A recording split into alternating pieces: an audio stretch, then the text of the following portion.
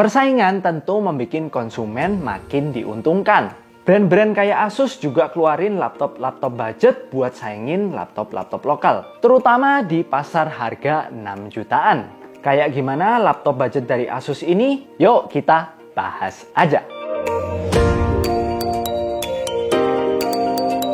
Oke, ini adalah Asus VivoBook Go 14. Salah satu laptop budget Asus di harga 6 jutaan. Secara desain ini cukup ganteng lah untuk laptop budget. Nah, unit yang gua review ini warnanya green gray. Ada dua warna lain juga, warna hitam dan warna silver. Bentuknya menurut gua ini udah kekinian, minimalis, dan tentunya beratnya termasuk portable. Cuman di 1,38 gram. Lumayan enteng ya. Nah, laptop ini udah ditenagai sama Ryzen 3 7320U. Yang termasuk CPU budget ya. Tapi performanya udah oke. Terutama untuk harganya, ini tuh udah dapet 4 core 8 thread. RAM-nya di 8 GB, SSD-nya di unit gua ini yang 256, tapi ada juga yang varian 512. Terakhir tentunya juga ada iGPU dari AMD, yaitu Radeon 610M. Yang dimana ini masih bisa lah untuk main game ringan-ringan. Layarnya termasuk oke buat laptop budget ya. Ini pakai panel LED backlit 14 inch, resolusi Full HD dengan kecerahan 250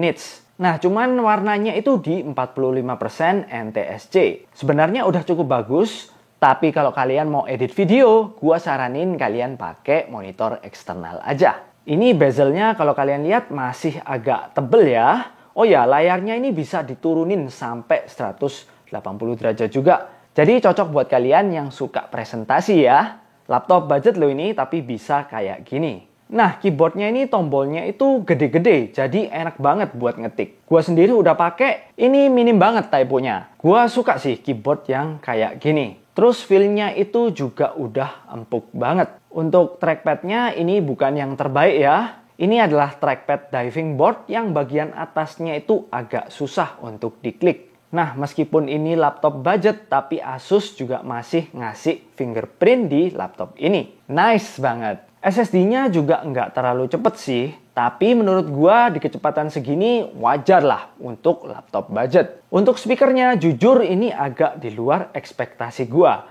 Ternyata speakernya itu cukup enak buat laptop budget. Ini ya, letaknya itu ada di bawah, di bagian kiri sama kanan. Untuk ports-nya ini lumayan lengkap ya, dan ini numpuk di bagian kanan.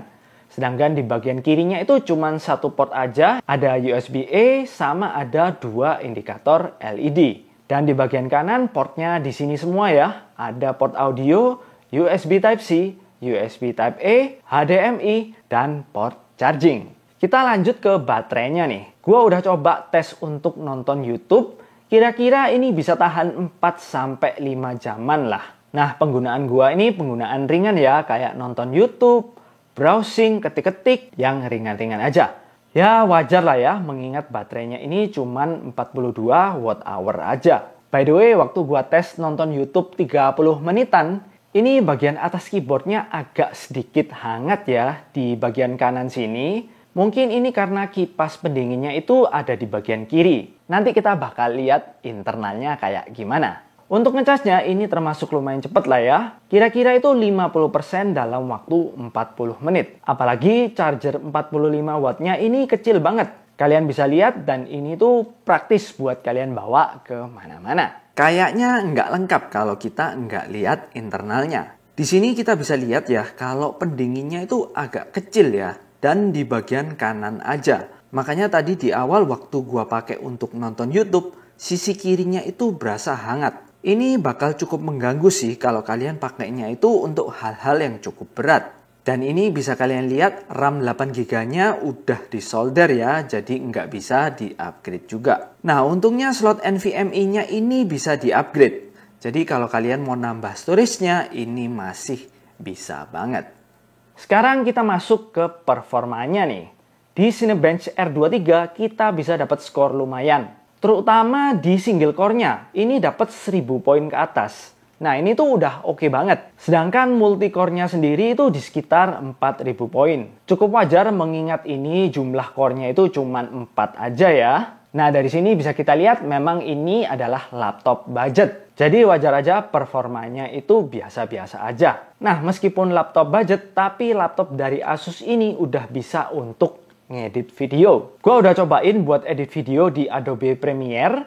Ini masih capable banget untuk video pendek 1 menit. Ini di timelinenya sendiri lancar banget, kalian bisa lihat sendiri. Cuman sayangnya kalau dipakai untuk nge-render, itu butuh waktu sampai 1 menit lebih. 1 menit 33 detik lah tepatnya. Nah, ini termasuk biasa-biasa aja ya.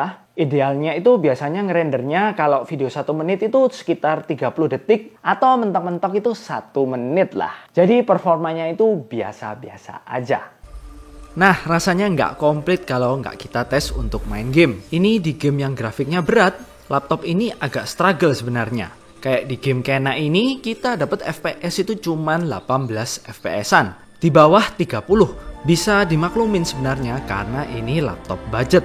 Nah, tapi kalau di settingnya gua coba ganti pakai Dynamic Resolution dan target FPS-nya gua set 40 FPS ya, ini tuh bisa naik sampai 2 kali lipat FPS-nya. Kalian bisa lihat. Cuman ya itu ya, ini ada sedikit kayak ada blur-blurnya gitu jadinya.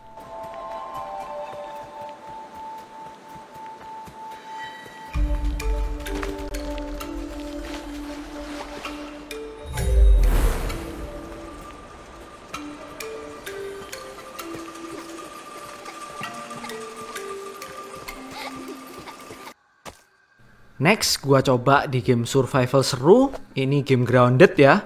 Kurang lebih sama ya guys ya. FPS-nya kurang nyaman. Mainnya itu FPS-nya di bawah 30.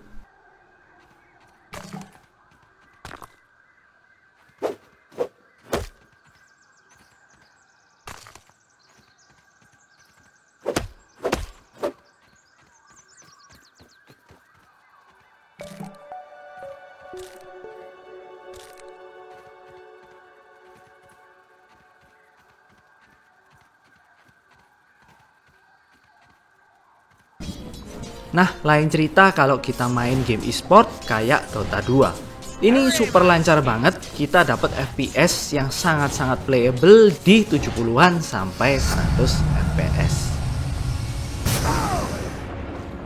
Where to?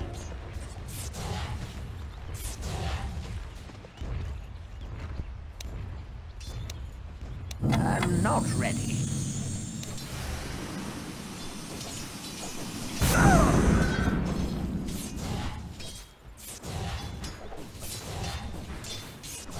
Down you go.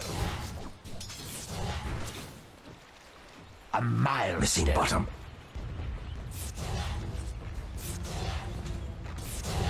I'll ride ahead. Kundalini! Shine on!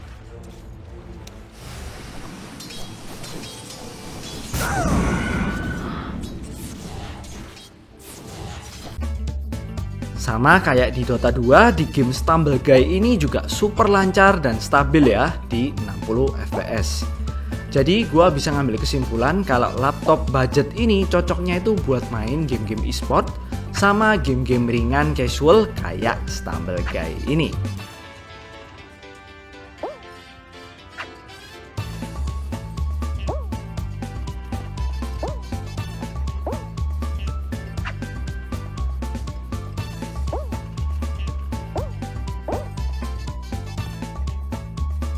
Oke, jadi kesimpulannya gimana? Well, kelebihannya adalah harganya. Jelas, di harga 6 juta kalian udah dapet laptop dengan desain yang kece, ringan, dan bisa kalian pakai untuk banyak pekerjaan. Sebenarnya ini cocok banget buat kalian para mahasiswa. Nggak lupa, ini tuh juga masih bisa mainin game-game ringan ya. Jadi kalau kalian punya dana segini, gua rekomen banget laptop ini. Oke, link pembeliannya ada di deskripsi. Tentunya udah gue pilihin yang cashbacknya paling banyak. Jangan lupa di like dan di subscribe. Divini pamit dulu.